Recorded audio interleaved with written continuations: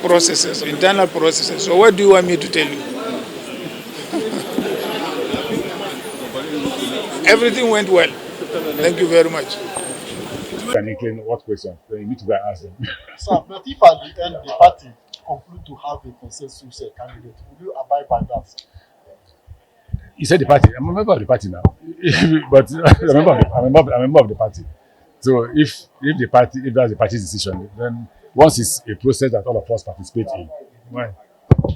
He's my colleague. Then all of them there are people I know. We're just gisting. Nothing more than just we're telling stories. Okay. Sir, please consider. You say that I'm a youth, so what do you have in mind? Considering I'm 60. Right. You're the youngest aspirant. So I'm 60. So you're asking what they have in mind for us. Right. All of us who are youth. Yes. But it's not what you have in mind for you. What you have in mind for Nigerians, especially the poor Nigerians. Look at education. Nigeria has effectively broken education into two: for the rich and for the poor. The rich go to private schools. The poor go to public schools. Again, I always say, please make this in a referendum. All of us have been party. We have held one position or the other. Let's go back to what the positions we served and assess us by that. I was governor of Rivers State. I built education to the standard that people were withdrawing their children from private school to government schools. You can ask. I'm ready to sponsor the people to go to university and ask. We built health infrastructure, employed 400 doctors. When we came, it was just 200 doctors. We had 400 more to make it 600. And then we pursued free health care. Free health care does not mean that you won't pay. I mean, that government won't pay. Doctors were told to see you, assess you, and charge government. At the end of the month, we pay it to the hospital. If it's a government hospital, we pay the money to the government hospital. If it's our primary health care centers, we have primary health care in every village. And every primary health care had a doctor, had 2 nurses. So we paid money to the primary health care based on the number of patients we saw. And then they use that money to run the health centers. So assess us by what we have done and reach a conclusion. Well, I'm hearing I'm from north, I'm from south, I'm from east. I'm not from south or east or west. I'm a Nigerian.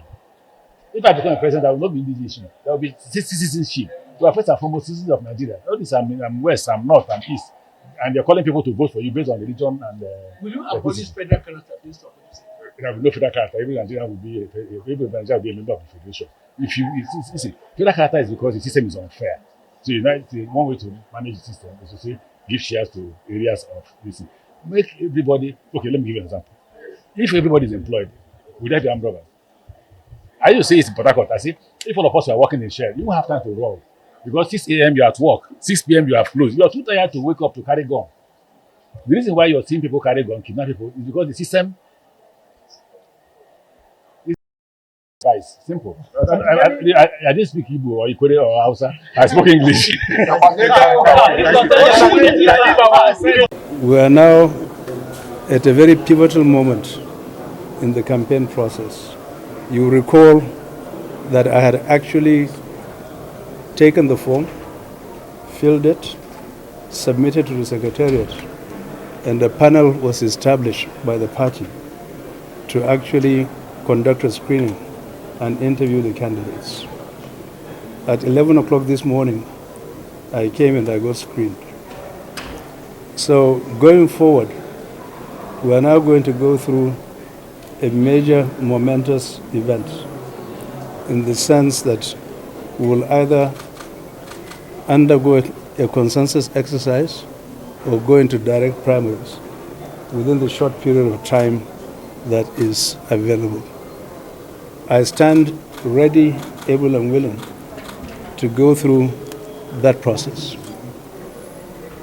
And if I'm successful in being the nominee, I would like to pledge to the Nigerian people that I will wage a campaign that is disciplined, focused, and geared towards meeting the yearnings and aspirations of Nigerians at a very difficult moment in the nation's history, given problems that relate to insecurity, the high cost of living crisis, massive unemployment, the lack of jobs, lack of power, lack of infrastructure, dilapidated educational and health institutions. one of my first priorities is actually tackle these issues headlong. So I am campaigning on all of these things plus much more. It's perfectly okay as far as I'm concerned. It was a seamless exercise. Loads and loads of documents, if you are familiar with the screening process, were requested from us. And therefore, each of these documents needed to be verified. And each member of the panel needed to cite it to corroborate for them to reach an agreement that these documents are valid. So, and then there were a couple of questions that were asked, which I'm not at liberty to disclose, in terms of one's knowledge of the party, the manifesto, the constitution, and one's knowledge of what it takes to govern a country. So the party would decide what it wants to do.